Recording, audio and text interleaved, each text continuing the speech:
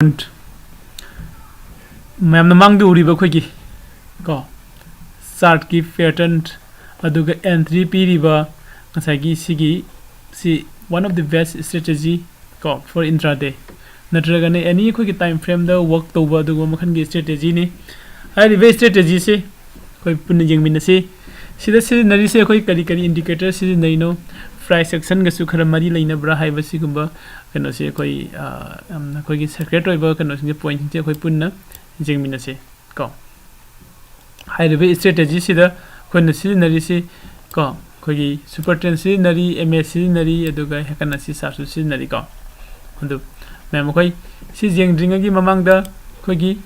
चलिब अखोगी Lamjing Mera academy site तगी free online stock market class sign पीब अखोगी 19 जनवरी तगी हौरप क्लास से एपिसोड नंबर 13 सूबरे कनो वीडियो ने को अदो मैम कोई डेली की लाइव क्लास को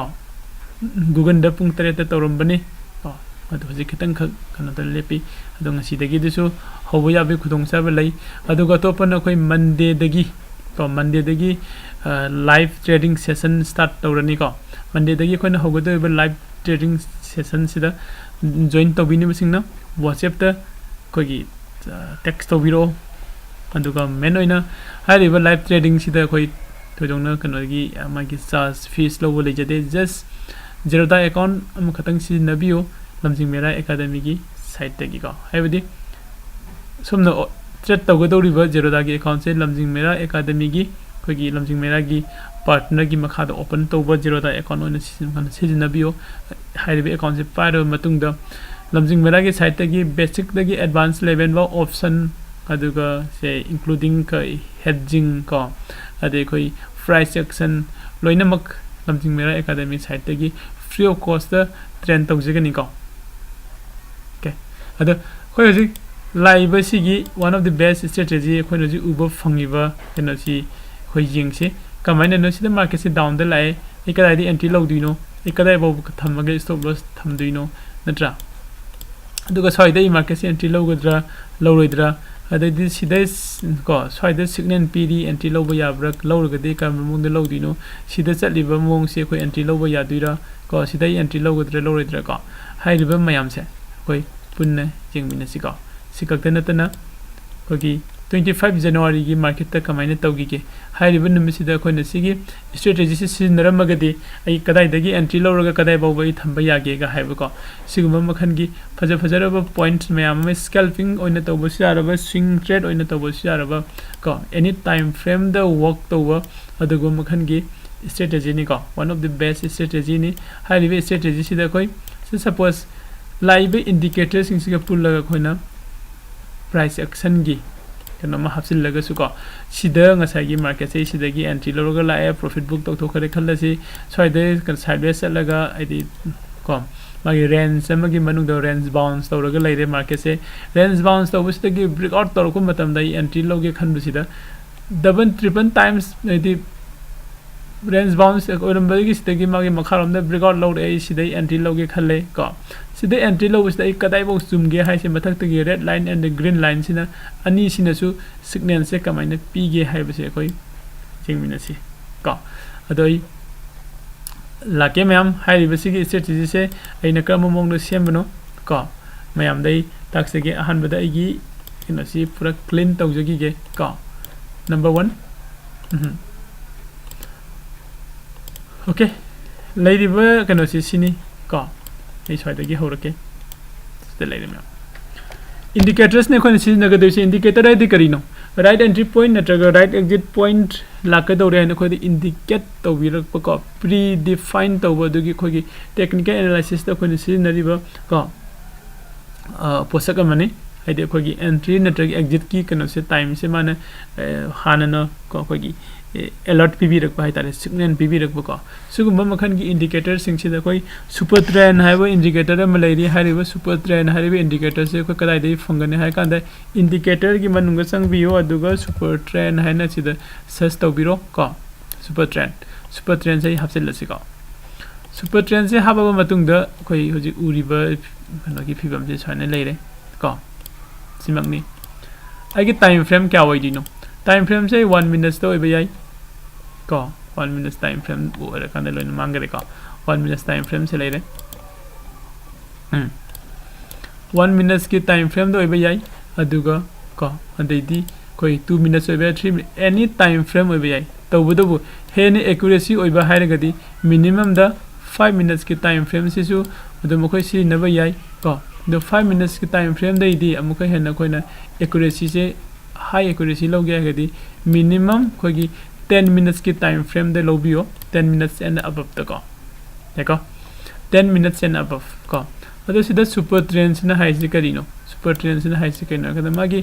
signal nama pi di sida entry lobagi ko sida mana ngasagi koi gi sida red signal da pi di se si entry lower si high bani ko dekho ma'am sida mana red signal pi de se and entry lower yare high bani ko ado sida mana red signal pi ba khuding ma koi entry oibra natraga na green signal pi ba khuding mi entry oibra ko sida jeng si red signal pi de gadi down trend de entry lower high ne green signal pi de gan up trend de entry lower high ne sida ina down trend de entry lower de loss oi sida up trend de entry lower de amuko su halan loss oi ko double times ai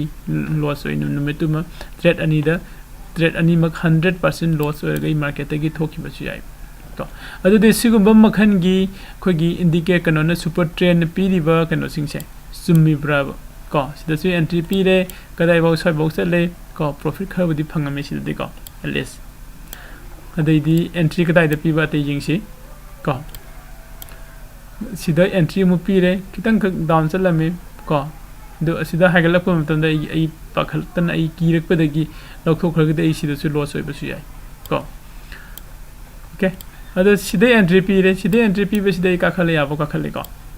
sana sida me entry pi se le candle amakha makha tar maga matha ka gare ko hai bidi super trend pi ri ba entry ko mana pi re indicate to pi re mana pi re signal entry gi signal pi re sing se sida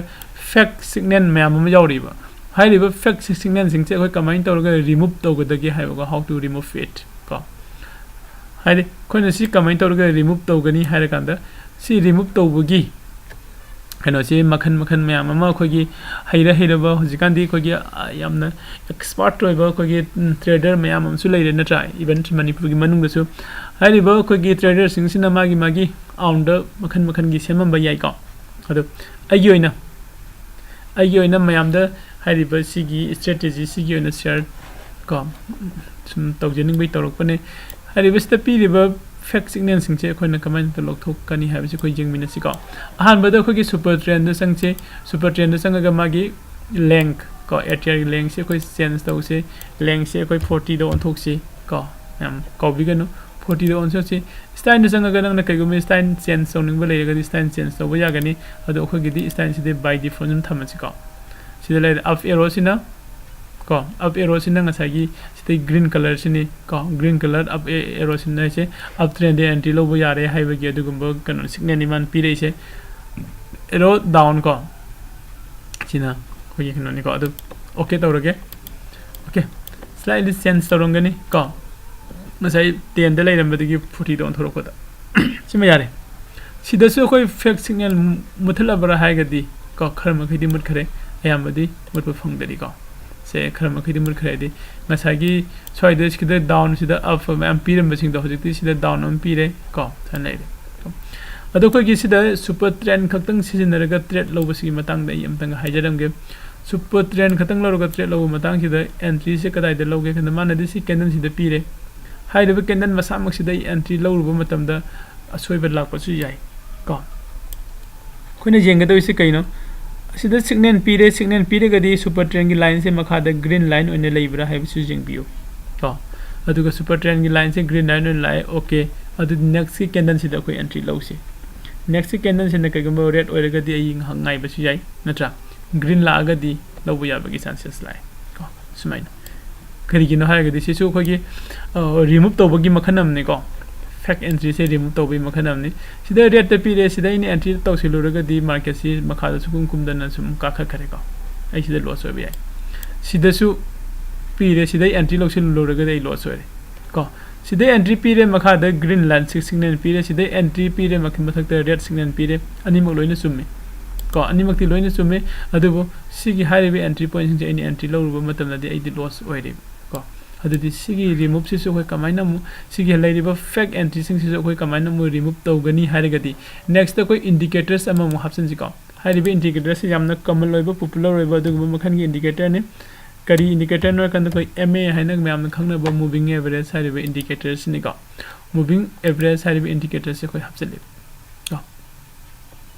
moving average haribe indicators se hapsal kanda masai gi khone jenga da wise sigi moving average blue line da lai se ko ai sigi blue line se magi image se kitang khak slightly sahul lake ko khare hena khoi da distinct oina na ba natraga na top color ma change ausra blue sina tawra tawde ko khoi da gi kanoi budi sida ko sigi kendan gi machu mana ba se chilai ko sida ko fajana distinct oina ubo phange ai riba sigi moving average sina ai strategy sida sigi strategy sida kari mating panga ke haiba matamda kasagi sida super trend entry pire uptrend ko super trend uptrend entry pire aduga khoi entry sina super trend gi makha de green chu leiba haire green chu leire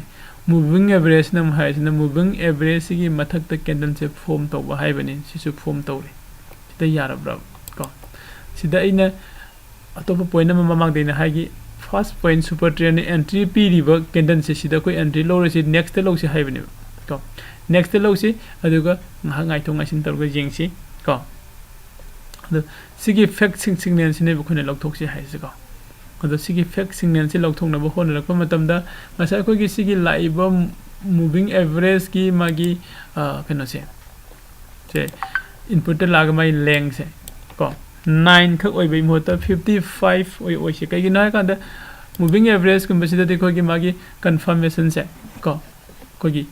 leng si khara yami ba makhai gi hene accuracy se high oi ko aduna ngasai khoi sida moving average su makha da leiba green signal su makha da leiba super trend su entry pi ba hairam bedo ai entry do phangi da kai no moving average da kendan gi mathak sa khare ko si su moving average na kai do ba mathak da leiba ko red signal natra adai di ko ai candle moving average ki makha da form to ba ko sida ai entry se phangi adu next candle da di green lakpa da ai entry mu do da di ko sumain tawraga khoina khara makai haidi akhoi gi entry se khara he na accuracy se wangna lawna bo khon rakpa matam da combination myam am sangi ko adu hoji khoi sigi moving average hapsilaba matung da top top mafam da su jengse sida entry ko moving average haba matung da khoi entry point sida karam condition jeng lawga da ge haidi entry p re basic next candle da koi entry low si next candle se entry low dring gi mamang da candle se red over green over jing bio bullish market oiga di green oiga do bani aduga makha da khoi gi green signal makha da lega da bani super trend gi aduga moving average su high khoi gi market candle du gi makha da moving average lega da bani adu da khoi entry low yani eko da khoi entry low yani aduga gi stop loss di nangi entry low di candle da thamba yai pick na ko aduga to pamna sida nangi live super trend do adu nangi candle kanu sida thamba su yai ko sima down trend di down trend sida lai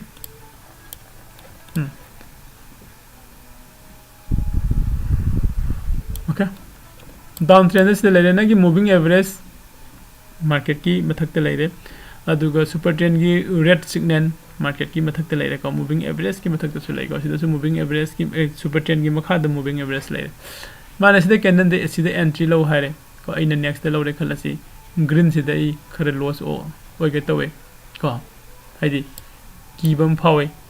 ko adubo asa koi na kano lai gi bu sigi super trend gi line se super trend gi lines te naksila kan dai exit oba yai na dragon agi stop loss ko agi stop loss kadai da thamba ya ge haibaduni phune la ka dai se ko si condition sida di agi stop loss se ko aina sida entry low ga di sida stop loss se low re adu green sina agi stop loss hit tawge tawrami tawdi tawdre ko sumaina ai entry low gi basina hoi nai adum sangna chakhi bu ya bagi khudong sa ba se sisime lai ko adu sida se suppose se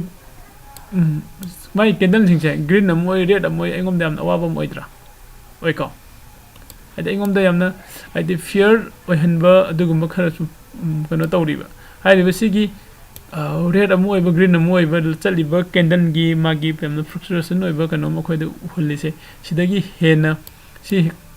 ꯑꯩꯈꯣꯏꯅ ꯀꯃꯥꯏꯅ ꯇꯧꯔꯒ remove ꯑꯃꯨꯛ ꯇꯧꯊꯣꯛꯁꯤ ꯍꯥꯏꯔꯒꯗꯤ ꯀꯣ ꯑꯩꯈꯣꯏꯒꯤ candle ꯁ꯭ꯇꯤꯛꯀꯤ ꯐꯣꯝꯁꯦ ꯀꯩꯅꯣꯁꯦ ꯆꯥꯔꯠꯁꯦ change ꯇꯧꯊꯣꯛꯄꯤꯌꯨ ꯀꯗꯥꯏꯗ ꯍꯦꯀꯟ ꯑꯁꯤꯗ ꯆꯦꯟꯖ ꯇꯧꯕꯤꯌꯨ ꯌꯥꯏꯀꯣ ꯍꯦꯀꯟ ꯑꯁꯤꯗ ꯑꯩꯈꯣꯏ ꯆꯦꯟꯖ ꯇꯧꯈ꯭ꯔꯦ ꯌꯦꯡꯁꯤꯀꯣ ꯍꯦꯀꯟ ꯑꯁꯤꯗ ꯆꯦꯟꯖ ꯇꯧꯔꯀꯥꯟꯗ ꯀꯔꯝꯕ ꯃꯑꯣꯡꯗ ꯂꯩꯒꯦꯅ ꯉꯁꯥꯏꯒꯤ ꯑꯩꯈꯣꯏꯅ ꯑꯦꯟꯇ꯭ꯔꯤ ꯂꯧꯒꯦ ꯇꯧꯔꯝꯕ ꯃꯐꯝꯗꯣ ꯀꯗꯥꯏꯋꯥꯏꯗꯅꯣ ꯃꯥꯡꯈ꯭ꯔꯕ ꯃꯥꯜꯂꯦꯀꯣ ꯊꯤ ꯈꯪꯗ꯭ꯔꯦ ꯀꯣ ꯑꯗꯣ ꯑꯦꯅꯤꯋꯦ ꯉꯁꯥꯏ ꯑꯩꯈꯣꯏꯅ ꯑꯦꯟꯇ꯭ꯔꯤ ꯂꯧꯒꯦ ꯇꯧꯔꯝꯕ ꯃꯐꯝꯗꯣ ꯑꯩꯈꯣꯏꯅ ꯊꯤꯕ ꯈꯪꯈꯤꯗ꯭ꯔꯁꯨ ꯍꯦꯀꯟ ꯑꯁꯤ ꯂꯧꯔꯕ ꯃꯇꯨꯡꯗ ꯉꯁꯥꯏꯒꯤ ꯑꯩꯈꯣꯏ ꯑꯦꯟꯇ꯭री ꯄꯣꯏꯟꯠꯁꯦ ꯀꯔꯝꯕ ꯃꯑꯣꯡꯗ ꯑꯣꯟꯈꯤꯒꯦ ꯍꯥꯏꯕꯁꯤ ꯌꯦꯡꯁꯤꯀꯣ ओके सिगी कैंडल सिदा माने एंट्री लो हायरे को सि ग्रीन सिदा सुपर ट्रेंड पीरे इ लौगद्रा लौरोय करिगिनो मूविंग एवरेज की मथकता मासे फॉर्म तौदे नेक्स्ट दी सिसु मूविंग एवरेज की मथकता फॉर्म तौदरी को मखादा ग्रीन सिग्नल लाब्रा अदुदि लाए ओके अदुदि मूविंग एवरेज की मथकता माने फॉर्म तौदरी सिदा लौरोय मथंगदि आई मूविंग एवरेज की मथकता मासे फॉर्म तौगरे मार्केट की मखादा सुपर ट्रेंड ग्रीन लाइन चले मार्केट की मखादा मूविंग एवरेज चले को अदुदि इसी कैंडल सिदा एंट्री लौबो यारे को सिगी कैंडल सिदा एंट्री लौरे सिगी मागी प्रीवियस कैंडल सिदा इना कनो से थमे खलसी नत्रगा सिगी पिरखिबा सुपर ट्रेंड की एर पिरखिबा सिदा स्टॉप लॉस थमे खलसी एंट्री लौरगा इ कदाई बाबु सटपा यागे हाइबदुदि अगी मांगदा खoi साइसान उरे को हेकना सी कैंडल स्टिक ना हाइड्रिसु सिदा मागी से कनो सिंगसे मुरबुजी की टाइप से सेम कैंडल सिंगसे को लोअर से दो जाउदबा सिंगसे सी बायर ने हेना स्ट्रॉन्ग ओइदि हैना ताकपनि को बायर ने हेना स्ट्रॉन्ग ओइरगा सुम कारकपसिना सोइददि मागी लोअर से दो जाउरे लोअर से दो जाउर को मींस सेलर सु स्ट्रॉन्ग ओइगले हाइबनि को अदुदि सिदा इ ग्रीन ओरिबने खरा ngaire खलसि मथंग लागा सिदादि रेड ओइबा होरे को सोइदा इ एग्जिट तौथुकिबा याबगी खुदोंग चाबदो फंगनि जायको अदो डाउन ट्रेंड मु जेंगसि डाउन ट्रेंड सिदा एंट्री तौगदरा सिदा डाउन ट्रेंड एंट्री लौरे को ओके सिग्नल पीदे सिदा सुपर ट्रेंड सिग्नल पीरे डाउन ट्रेंड सिदा एंट्री लौगदरा सिदा सु एंट्री लौरै करिगिनो आइगी सुपर ट्रेंड की रेड सिग्नल दि मथकते लैरे ब्लू सिग्नल दि मखादा लैदिबा आइगी कनोदि मूविंग एवरेज सुपर ट्रेंड की ओइनदि सिदा एंट्री लौरो हाइरे सिदा लौबो यारे को तोइंगम सु आइगी मूविंग एवरेज नदी फिल्टर तौरगा थमेबा सिदा एंट्री लौगनो हैन कदाइदि एंट्री लौ हाइ मागी मखादा जरो कन सिदगी लौ हाइरि को सिदगी लौ मतम दai कदाइ बो चले सोइबो चटपा याइ को अदैदि अइना मुकमुक साइगी सिदा सि लाय हैने एग्जिट तौथोखरे ओके